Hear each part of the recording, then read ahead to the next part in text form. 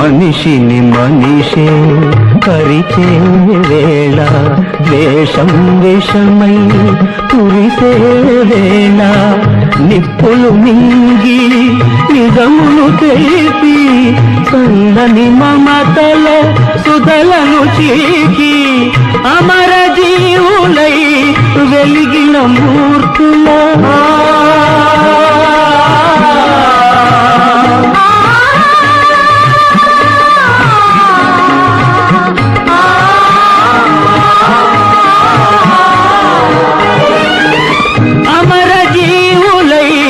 వెలిగిన మూర్తుల అమృత గుణం మాకందించరావా.